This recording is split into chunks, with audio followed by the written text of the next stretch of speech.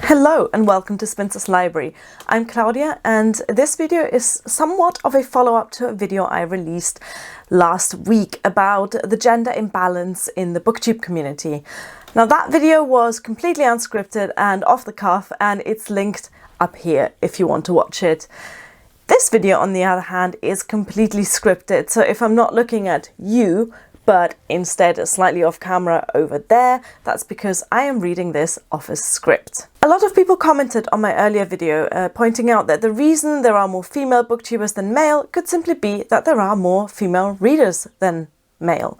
So of course that sent me down a rabbit hole of researching the gender gap in readers. And in this video I want to present the findings of my research. All of my sources will be referenced and linked to in the description box. However, unfortunately, you will need access to JSTOR or a similar academic online library to read some of them, especially the main source that I'm using. The most recent large-scale survey on reading behavior was conducted in August of 2018 by YouGov, which polled almost 9,000 Americans about their reading habits. Their findings show that women are more likely to report to have read 11 books or more per year, whereas men were more likely to report to have read 0 to 10 books per year. Note that this particular study only surveyed people from the US.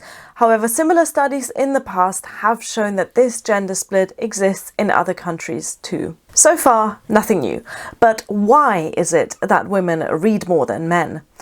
Is there something inherently feminine about reading that attracts women and puts off men?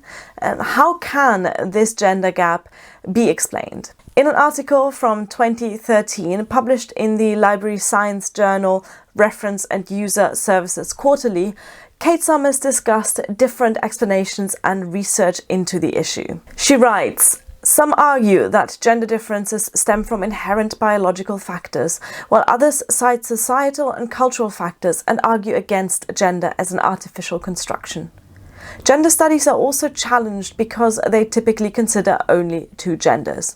I should clarify here that by gender studies, she is talking about studies researching gender in reading habits and literacy, rather than the whole separate academic field of gender studies. Summers also points out that research has mostly focused on literacy in children, which is obviously an issue that many parents and educators are interested in and try to find solutions to get more boys interested in reading. However, the gender gap in reading ability of children helps understand the gender gap in adult readers, so it's all linked together, of course. It's no surprise that the results of several studies performed over the last decades in 43 different countries reveal that girls consistently outperform boys on reading ability and reading comprehension.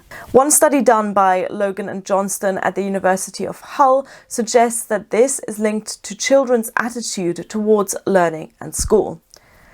Girls are more likely to see school as a positive, and that helps them, quote, "sit still and listen well," whereas boys are more likely to develop a negative attitude towards school. I believe that that difference is entirely influenced by the culture in which children grow up.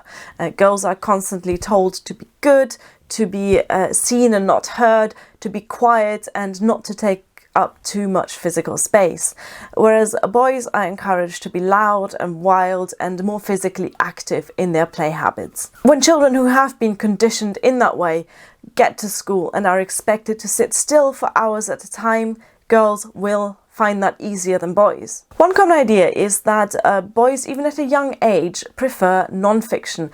They prefer reading about facts and figures rather than fiction, whereas girls prefer more narrative texts. A study conducted at the University of British Columbia, however, showed that actually boys and girls both had a preference for narrative texts and fictional stories, but boys had an overall reduced interest in books compared to girls. When children in the study were asked to pick books for other children, both boys and girls tended to pick non-fiction for boys and fiction for girls. To me, that shows that despite being interested in fiction themselves, boys thought that other boys would rather read non-fiction. Maybe there is a point in their lives where boys, in an attempt to assimilate to what they think is the masculine way to read, actively avoid fiction because they assume it's for girls. When it comes to the gender gap in adult readers, there is a lot less evidence and a lot more speculation regarding the reasons for that gap. Summers quotes a former editor at Warner Books who suggests that women read more because books are marketed towards women. To me, that makes perfect sense. A man is much less likely to buy a book that just looks feminine. Examples of this kind of marketing are all around, especially when it comes to books written by women. It doesn't even matter if the book itself is particularly feminine. Let's just take my current read, for example. This is The Secret Garden by Frances Hodgson Burnett.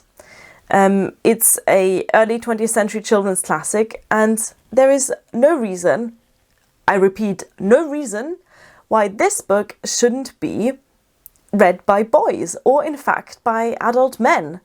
But with this kind of cover design, which features birds and flowers and butterflies and pastel colours, it is much less likely to be picked up by a male reader in a bookshop. And the reason for that is what is known as toxic masculinity. Men are afraid to be seen as feminine, so they avoid anything that connects them to femininity like the plague. But the really sad thing is when adults pass this concept on to the next generation. Let me just take a break from the academic stuff and give you a personal anecdote. I work in a shoe shop that sells a lot of children's shoes, and I encounter parents every single week that are just terrified that their boy might be wearing girls' shoes. What are girls' shoes, you might ask? Oh, anything. Pink shoes, obviously. Shoes with cute printed animals on them. Red, yellow, orange, pale blue shoes. Any type of boots. Just last week, a parent tried to convince me that shoes with a zip up the side are for girls. Parents instill these fears into their sons, so when these boys grow up, they are equally as terrified of being seen as feminine. The boys who come into the shop and actually pick out a pair of pink shoes, or shoes with butterflies on them, or shoes in any colour other than navy, they get told off by their parents. Parents get seriously so angry when their sons defy these arbitrary gender stereotypes. And that, my friends, is toxic masculinity at work in almost every family in this country. That's why boys wouldn't want to be seen dead with a book like this in their hands. Right, let me get off the soapbox and back into the academic research, of which, like I said, there is very little to explain the gender gap in adult readers. A survey conducted by Tepper way back in 1992 showed that 43% of female respondents were encouraged to read as children, compared to 32.6% of men. So that takes us straight back to the studies and research cited earlier.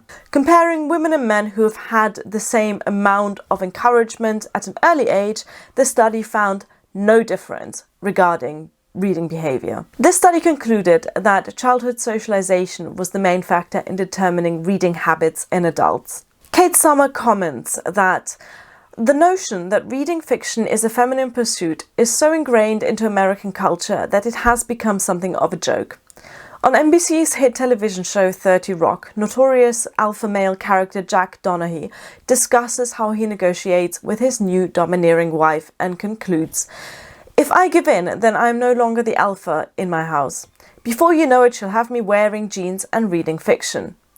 The word fiction is emphasized with what can only be described as sheer disgust. It is statements like these that raise questions about whether women truly outnumber men in their preference for fiction, or whether society has steered men away from fiction by negatively portraying fiction reading as a feminine activity.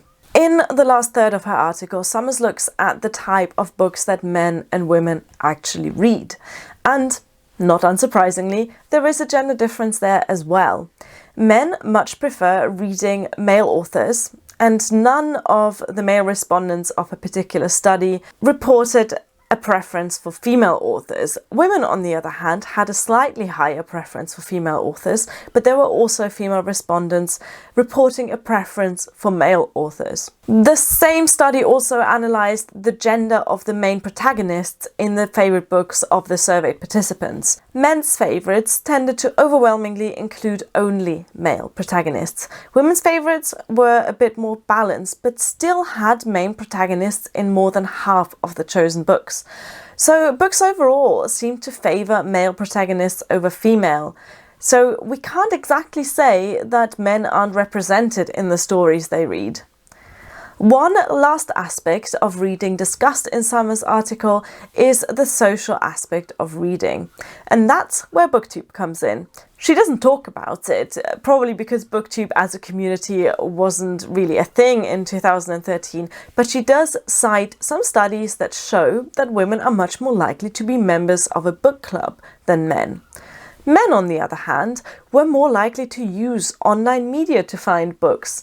That includes using blogs, online reviews, and podcasts to find books. That strikes me as being very different to the book-related online communities of today. Both on BookTube and on book-related social media and blogs, I feel like women are now making up the majority of content creators and consumers. However, I have not been able to find any recent studies that have looked into it. So if you are a researcher looking at online culture and modern reading behaviours, that might be something for you to study. Summers concludes her article with some suggestions of how to fix this gap in readers. And she's looking at this from the perspective of a library scientist. She suggests that libraries reach out to the potential male readers by using more online resources and content, and that books need to be marketed more heavily towards men. She writes, "While gender equality in life is crucial, when it comes to the realm of reading, particularly for leisure purposes, it might not be such a bad idea to embrace readers' preferences, however different, and give the men and women what they want." Now, I take a more radical view on the issue. The fact that reading differences in women and men are so heavily based on childhood conditioning is just one effect, just one measurable consequence of how badly we raise and educate our children. Our sons must not grow up thinking that this is bad because it's feminine. If we want to eradicate gender inequality and all of the violence, aggression and oppression that stems from that, we need to start teaching boys that femininity is okay. That it's fine to like books with butterflies on the cover, that there is great value in reading stories about girls and stories written by women. And every single one of you who is in a position to interact with children, in your family or professionally, has the responsibility to make sure that the next generation of boys grows up to become kind, open-minded men who love books just as much as women do. Thank you for watching. Bye.